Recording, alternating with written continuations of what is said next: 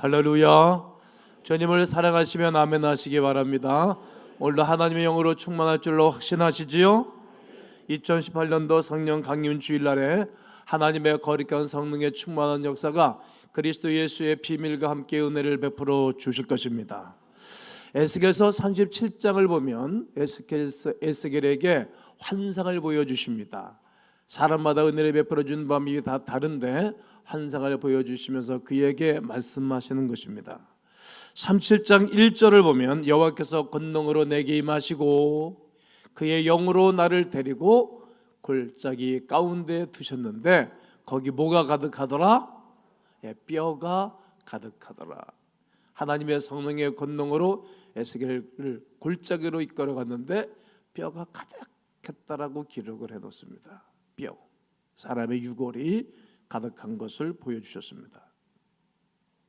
많은 뼈는 뭘 의미하는 것인가 하면 생명력을 잃어가는 이스라엘을 비유하고 말씀하시는 거예요. 생명력이 있어야 되죠. 사람이요, 목숨만 살았다고 살아있는 게 아니잖아요. 그러니까 생명력이 있고 활동을 해야 온전한 인격체가 아니겠습니까? 이때 당시 이스라엘 백성들은 각자의 삶이 따로 국밥처럼 말입니다, 심이 없고 의미 없는 삶을 살 때가 에스겔 선지가 예언하며 주의 일을 감당할 때의 상황입니다.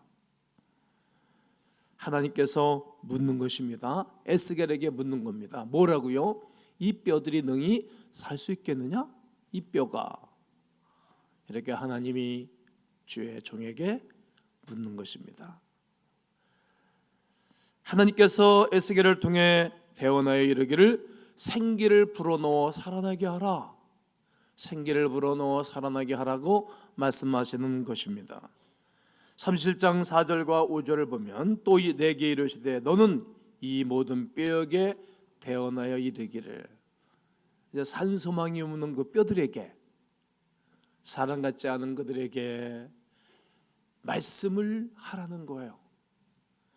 너희 마른 뼈들아 여호와의 말씀을 들을지어다. 아멘. 말씀을 들으라는 거예요.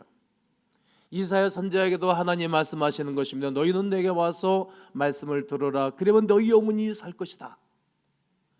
말씀을 전해주면, 말씀을 받으면 영이 살아난다는 말입니다. 또 주 여호와께서 이 뼈들에게 이렇게 말씀하시기를 내가 생기를 너에게 불어넣어 생기를 너희에게 들어가게 하리니 너희가 살아나리라. 마른 뼈들이 살아나기 시작한 것입니다. 이 뼈, 저 뼈들이 소리를 내면서 들어맞았습니다. 연결이 됩니다. 뼈에 심줄이 생기며 살이 오르고 가죽이 딱 덮였습니다. 그리고 생기를 들어가서 그들이 다 일어섰는데 그 소망 없이 마른 뼈들 같은 그 모든 사람들이 큰 군대를 이루더라, 이렇게 말씀하는 것입니다. 오늘 이 시간에 성령 강림 주일에 하나님의 거룩한 성도들에게 성령의 충만함을 부어주사 살아나기를 원합니다. 하나님의 생기가 마른 뼈를 살아나게 하고 극히 큰 군대가 되게 했던 것처럼 오늘 하나님의 성령의 역사가 여러분 가운데 가득하여서 큰 군대, 하나님의 거룩한 용사들이 되기를 주의 이름으로 축복합니다. 하나님이 없는 삶은 생명이 없는 상가도 같습니다. 심 없는 따로 국밥처럼 따로따로 노는 거예요. 가족도 따로따로 놀고, 나라도 따로따로 놀고, 교회도 따로따로 놀아요. 그러나 하나님의 성령이 임할 때 달라지는 것입니다. 성령 충만을 받을 때 모든 것이 새로워지는 것입니다. 우리의 삶이 하나님이 기뻐하는 삶이 되며 복된 삶으로 변화되는 것입니다. 저는 오늘 좋은 성도님들이 성령의 뜨거운 위대한 놀라운 역사로 말미암아 여러분 모두가 가정이 우리 교회가 36.5 플러스 되기를 축복하고 선포합니다. 그러면 성령은 과연 어떤 분이시길래 오늘 우리를 뜨겁게 하고 변화시킬 수 있다는 말입니까? 오늘 저는 네 가지로 대지 설교를 제가 요즘 하지 않습니다만 오늘은 대지 설교를 하게 될 것입니다. 첫째로 성령은 누구입니까? 하나님의 영입니다. 누구라고요? 하나님의 영. 이사야서 61장 1절에 주 여호와의 영이 내게 내리셨으니, 그렇습니다. 하나님의 사람들에게 주 여호와의 영이 임하는 것이에요.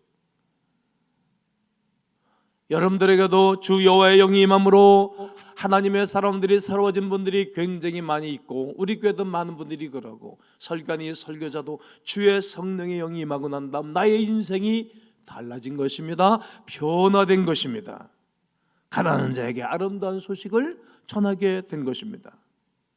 마태는 10장 20절에서 이렇게 하나님의 말씀을 기록해 주고 있습니다. 말하는 이는 너희가 아니라 너희 속에서 말씀하시는 이 곧 너희 아버지의 성령이시라. 너희들이 나가서 복음을 전할 때 무슨 말을 할까, 이 말을 할까, 저 말을 할까 걱정하지 말아라. 너희가 걱정할 것이 아니라 너희 안에 거하신 성령께서 말씀하게 될 것이라고 말하는 것입니다. 그렇습니다. 여호와의 영, 하나님의 영이 성령이십니다. 그리고 하나님은 그리스도의 영이라고 말합니다. 로마서 8장 9절을 다 함께 읽습니다. 시작.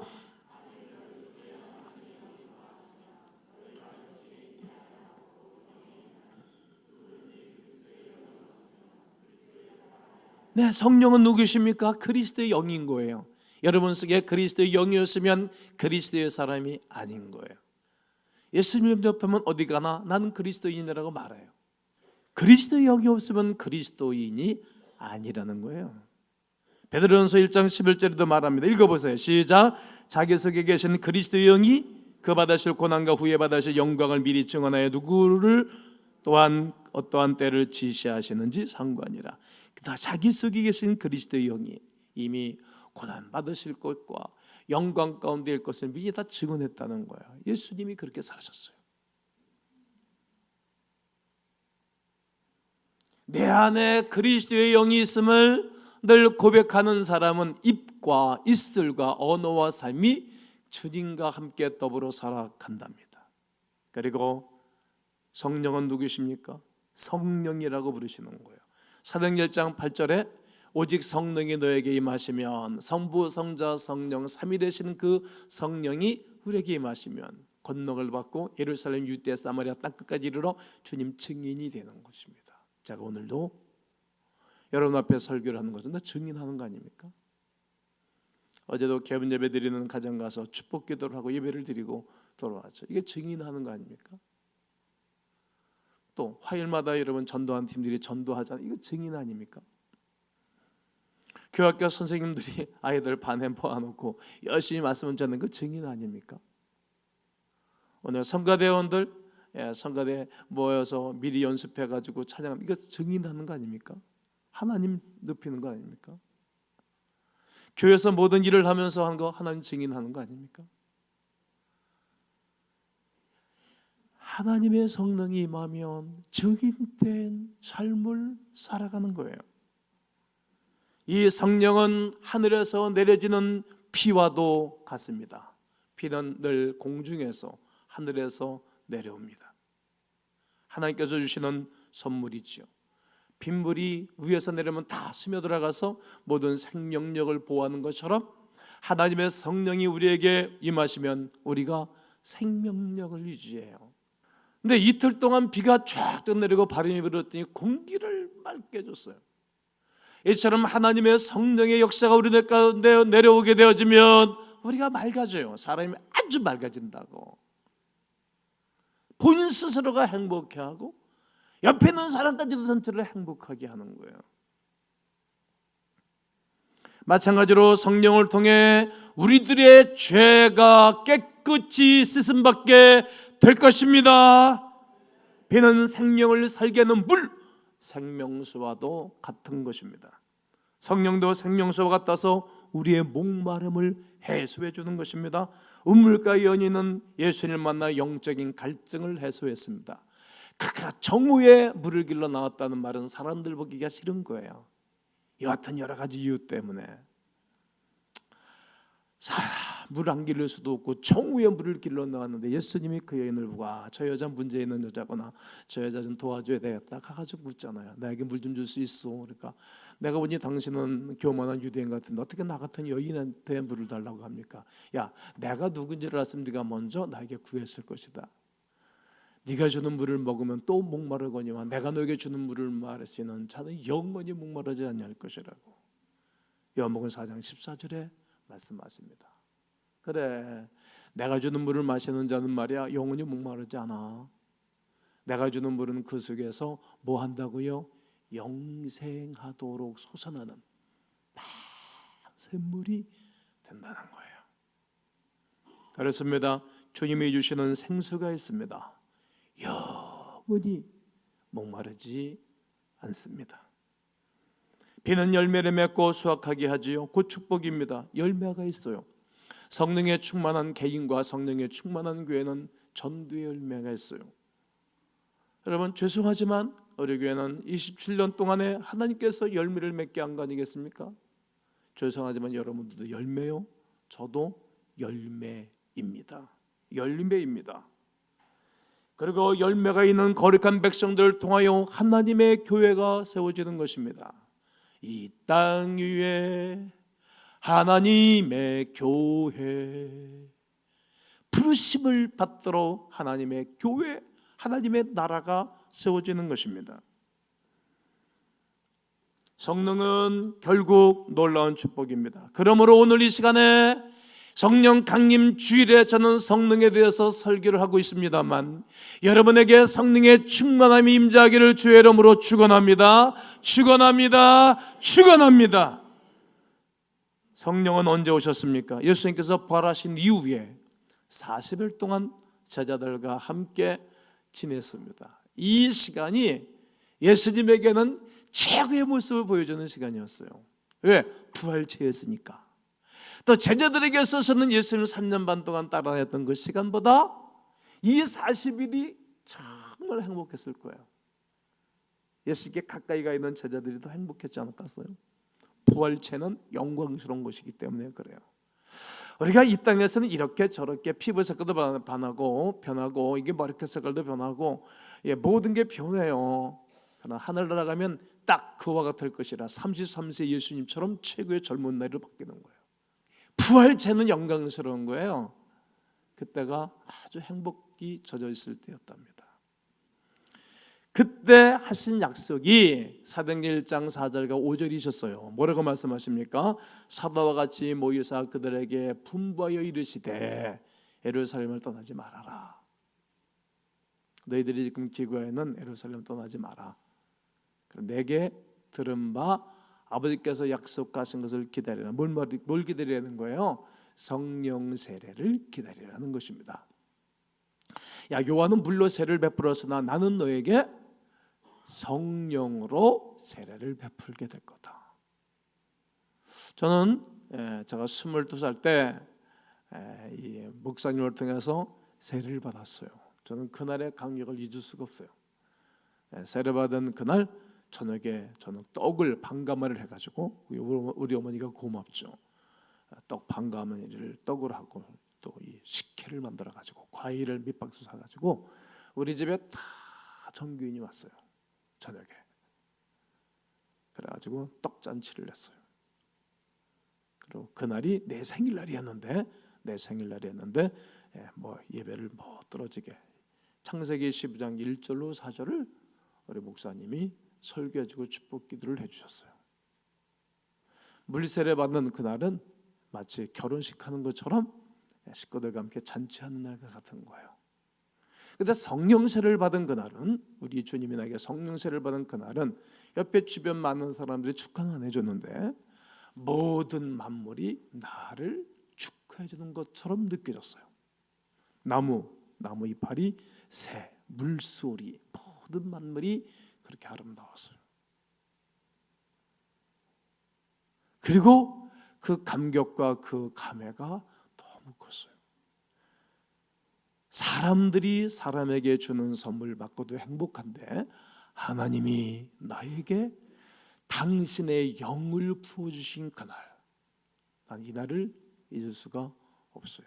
저는 이 날이 나의 진정한 생일날이다. 이렇게 정한 날입니다. 진정한 내 생일날, 내 영혼이 born again, 새롭게 태어난 날입니다. 그렇습니다. 예수님이 이 말씀을 하시고 제자들에게 예루살렘 떠나지 말고 내게 약속하신 바를 기다리라. 그리고 그들 보던 앞에서 구름을 타시고 사도행전 1장 11절에 미련 없이 갈등 없이 하늘로 승천해 버리셨습니다. 그리고 제자들은 성령이 임하기를 위하여 기도에 힘썼고 그 시간 이후부터 그들은 예배에 힘썼습니다. 약 11일 동안 기도하고 예배하는 가운데에 500명이 시작한 기도회가 380명 어디로 갖다 까버렸습니다. 그리고 120명이 남아있을 그 시간입니다. 그들은 제자들은 마가의 다락방에서 놀라운 경험을 하게 된 것입니다. 그것이 오늘 여러분과 제가 읽은 사도행전 2장 1절로 4절입니다. 오순절날이 이미 이르며 저들이 다 같이 한 곳에 모였더니 한 곳에 모인 거예요. 오늘 우리가 한 곳에 모인 것 아닙니까? 이제 오늘 2부 예배 마치고 이제 우리 3부 예배 상동 성전에서 예배를 마치고 그리고 3부 예배 축도 이후에 그대로 찬양대에 나와서 찬양하면서 기도회를 할 거거든요. 오늘 1부 예배 오신 분들도 이제 봉사하는 분들, 주방에서 봉사하는 분들이 미리 와서 예배를 드리잖아요. 그 시간 다 모이는 거예요. 한 곳에 모이는 거예요. 한 곳에 모이는 것이 얼마나 중요한지 몰라요. 장작더미에 나무를 올려놓으면 확 불이 붙는 것처럼 말이죠. 그리고 하늘로부터 급하고 강한 바람 같은 소리가 있었던 거예요. 바람 같은 성령. 제 경우에 보면 수많은 사람들이 성령 역사할 때 바람이 분다고 그 소리를 듣죠. 제가 몸을 붕붕 뚫고 다니시죠. 그리고 온 집에 가득했어요. 그리고 불에 혀같이 갈라졌어요. 혀가 막 말려들고 갈라졌어요. 뜨거워졌어요. 그리고 그들에게 보였어요. 성령 충만 받는 것은 볼 수 있는 거예요.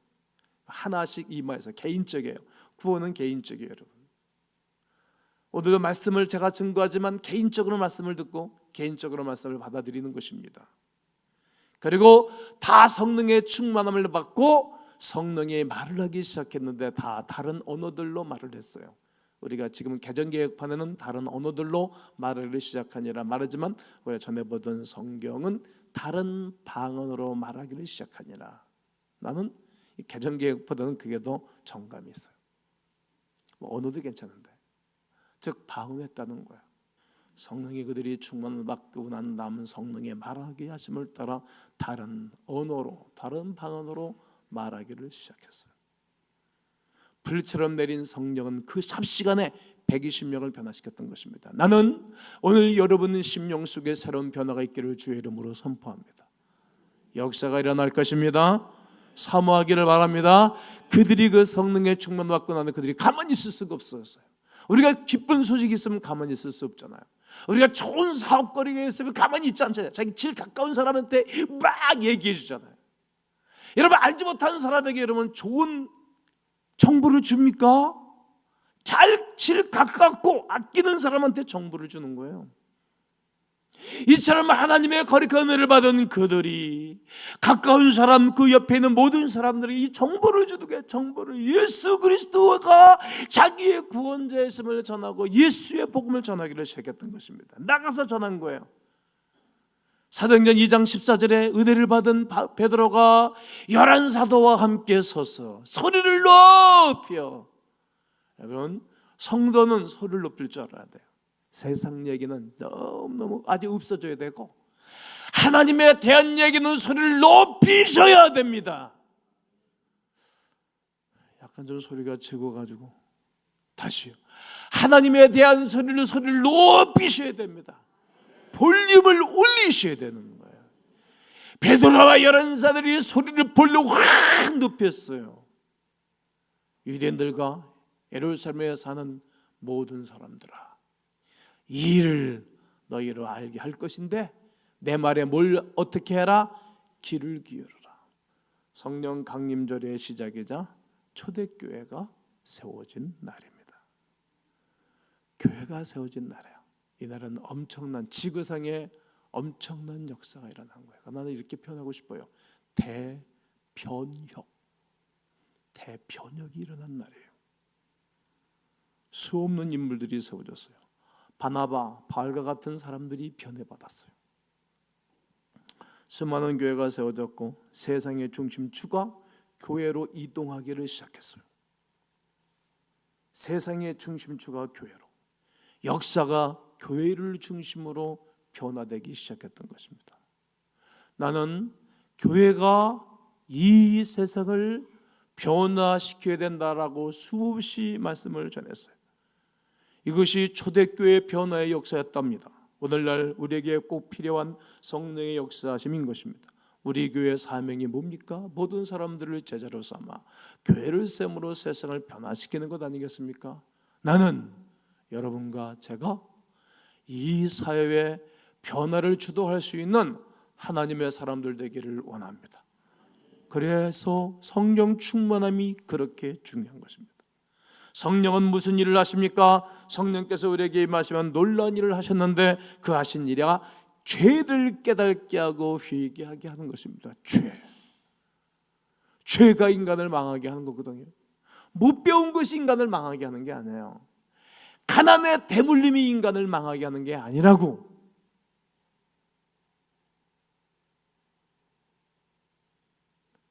가난한 나라에서 태어나서 인간이 망하는 게 아니라고요.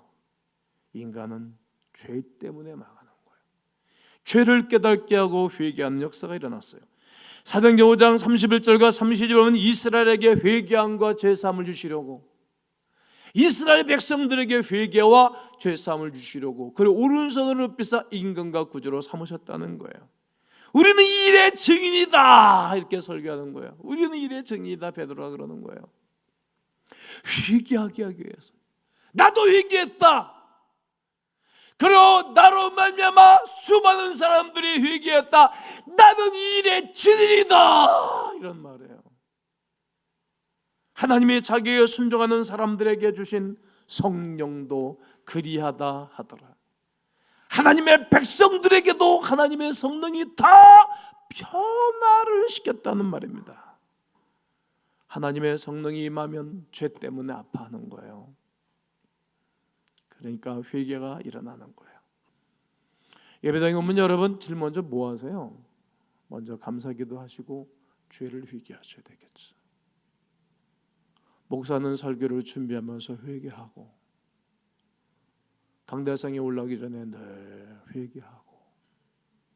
요즘 제가 감기 기침이 내면서 하나님 내가 뭘 잘못해서 그렇습니까? 그때 하나님이 야 잘못한 것도 매일 잘못하지, 구체적으로 알려주세요. 생각 안 난다. 매일 문제가 있으면 먼저 우리가 회개부터 하잖아요. 그게 마땅한 거예요. 성령이 임하면 회개 역사가 일어나요. 마음을 거룩하게 하고 새롭게 변화를 시키셔요. 그리고 기쁨과 평강을 주세요. 기쁨과 평강을. 그리고 불의의 세력과 싸워 이기게 할 수 있어요. 요셉은 정말 이겨내기 어렵잖아요. 그 젊은 혈기왕성한 청년 시절에 주인마님이 유혹할 때 이겨내는 거예요. 성령의 사람, 말씀의 사람께 이겨내지. 적당히 눈 감고 자기의 성력을 풀고 주인마님의 요구를 들어줬으면 자기가 어떻게 보면 보장받을 수 있어요. 그래서 싸우는 거예요. 이것 때문에 감옥 가는 거 아닙니까? 감옥 가서 2년 동안 그 고생을 하지 않습니까? 하나님의 사람은 불의의 세력과 싸워 이길 수 있어요. 그리고 일할 수 있는 여신과 능력도 주세요. 하나의 성령이 임하면 일하는 거예요. 영원히 주의 백성들과 함께 하세요. 영원히. 요한복음 14장 16절에 내가 아버지께 구하겠으니 그가 또 다른 보혜사를 너에게 주사 영원토록 너희와 함께 있으리라 하시다. 이 땅에서도 우리 하나님과 함께 하시지만 영원히 주의 나라에서 영원히 주님과 함께 삽니다. 성령 세례 받은 사람들이 주시는 은총이라는 것입니다. 우리 교회 사명이 무엇입니까? 모든 사람들을 제자로 삼아 교회를 세움으로 세상을 변화시키는 것 아니겠습니까? 이 모든 사람들을 제자로 삼기 위해서 성령의 도우심이 반드시 필요합니다. 먼저 우리가 성령으로 충만해야 됩니다. 그래서 우리가 먼저 하나님의 교회를 세워야 되고, 하나님의 교회를 세운 공동체와 지체들이 연합과 힘으로 말미암아 세상을 변화시킬 수 있는 힘이 하나님께부터 주어지는 것입니다. 그러면 어떻게 성령으로 충만을 받을 수 있겠습니까? 깊이 회개해야 되는 거예요. 돌아서야 되는 거예요. 그리고 기도하는 것입니다. 베드로가 너희가 회개에 가까이 예수의 이름으로 세를 받고 죄 사함 받아라, 그래야 성령을 선물로 받는다고 말하는 거예요. 시편 60편 18절은 내가 나의 마음에 죄악을 품었더라면, 나의 마음에 죄악을 품고 있으면 주께서 듣지 아니하신다는 거예요. 죄를 풀어놓으셔야 돼요. 우리의 마음에 죄악이 있다면 하나님께서 우리의 기도를 듣지를 않으십니다. 우리가 변명할 수 없습니다. 하나님과 동떨어진 삶을 사는 것입니다. 여러분, 아무리 가까운 부부를 할지라도 아내나 남편이 큰 죄를 저지르면 이게 하나 되기가 어렵잖아요. 부부 사이도 그런데, 자식하고 부모 사이도 그렇고, 친구 사이도 그런데, 하나님과 우리 사이에 아주 간단한 게 있어요. 고백하고 자백하고 기도하고 하나님 앞에 돌아서면 하나님의 은혜를 베풀어 주세요. 그러므로 우리의 죄를 회개하는 것이 먼저입니다. 시편 51편 1절을 다 함께 읽고 오늘 저는 말씀을 마칠 것입니다. 시작. 하나님이여 주의 인자하심을 따라 내게 은혜를 베푸시며 주의 많은 긍휼을 따라 내 죄악을, 하나님의 인자, 하나님의 은혜, 긍휼, 불쌍히 여기심, 그 유명한 다윗의 회개십니다. 내 죄악을 지워주소서. 자기 죄악은 자기가 알아. 다른 사람의 허물을 돌비에 세워놨다면 모든 사람들이 볼 수는 있지만 거기 간 사람만 봐요. 본 사람만 본다고. 그러나 내가 지은 죄는 내 마음판에 새겨져 있잖아요. 누가 알아요? 내가 알아. 이것을 지워달라고 기도했던 것입니다. 이 시대가 꼭 은혜가 필요해요. 여러분 아이들도 이 시대의 은혜가 필요해요. 교인들도 이 시대의 은혜가 필요해요. 교인들도, 또 목사도 은혜가 필요해요. 제사장의 아들, 목사 자녀들도 은혜가 필요해요. 이 시대 우리의 다음 세대들 은혜가 필요해요. 성령 하나님을 체험하고 만나면 세상과 싸워 이기고, 불의의 세력과 싸워 이기고, 거룩한 도덕성을 회복하며 하나님의 교회를 세우는 거룩한 은혜의 역사가 오늘 여러분 가운데 있기를 주의 이름으로 축원합니다.